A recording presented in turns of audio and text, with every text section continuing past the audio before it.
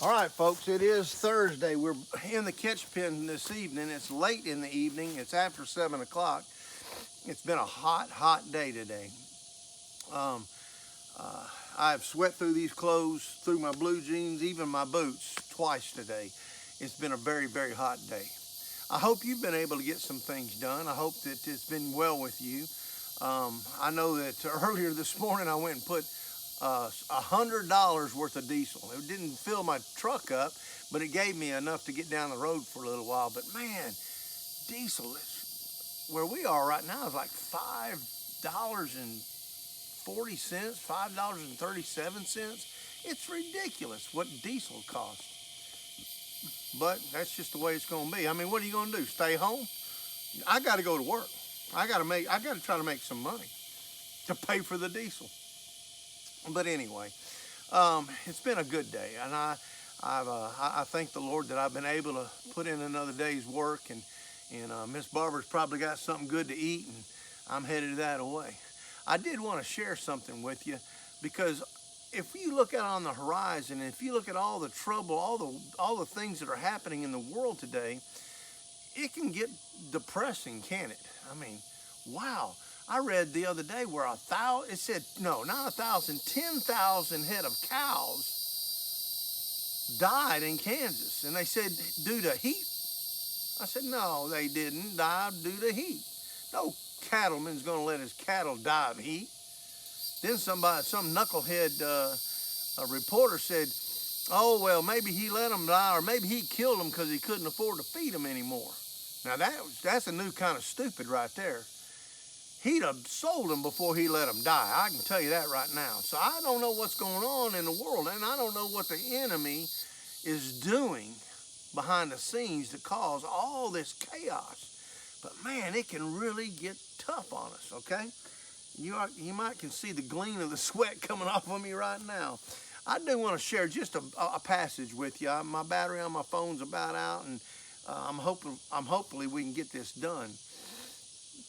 But it's in Colossians, okay? It's in Colossians chapter 1, and I'm going to start in verse 13.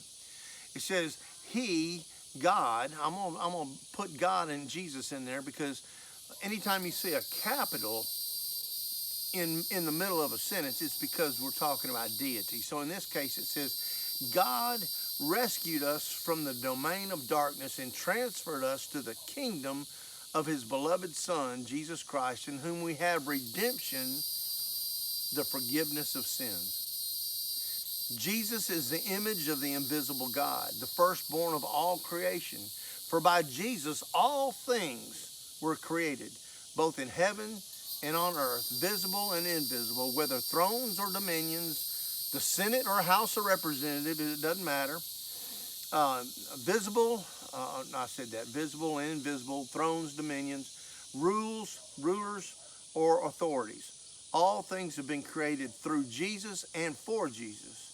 Jesus is before all things, and in Jesus all things are held together.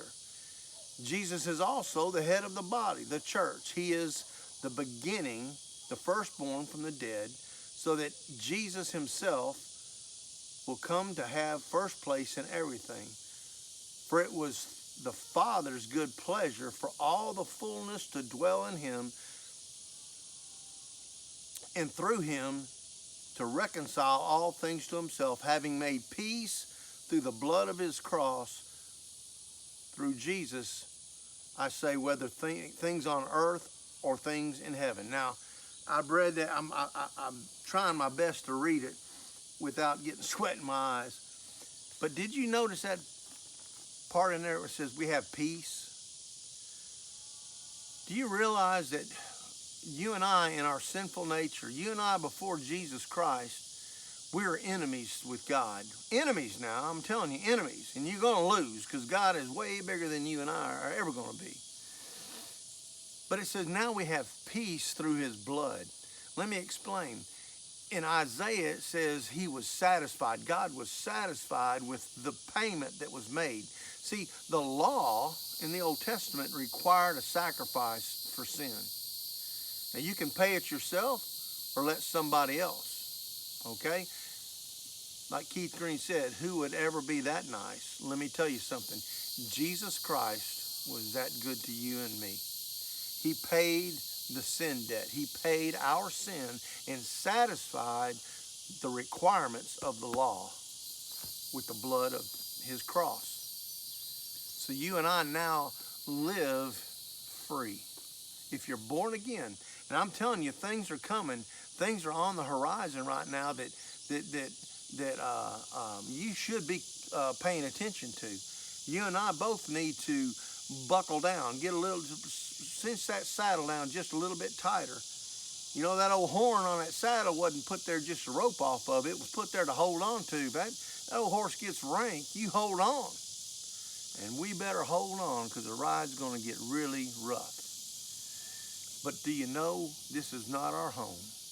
We're just passing through. There's a home that he's gone to prepare for us. For 2,000 years now, Jesus has been preparing that home. So, like, again, I quote Keith Green, this place is a garbage dump compared to where we're going. All right? This place is a garbage dump. And, man, I hope it's not this hot. I hope it's cool. I think it will be. So, friend, just a word of encouragement for you this week. Hang in there. Lean into it. And get ready, all right? I appreciate your encouraging words, and I look forward to seeing you next Thursday. Take care.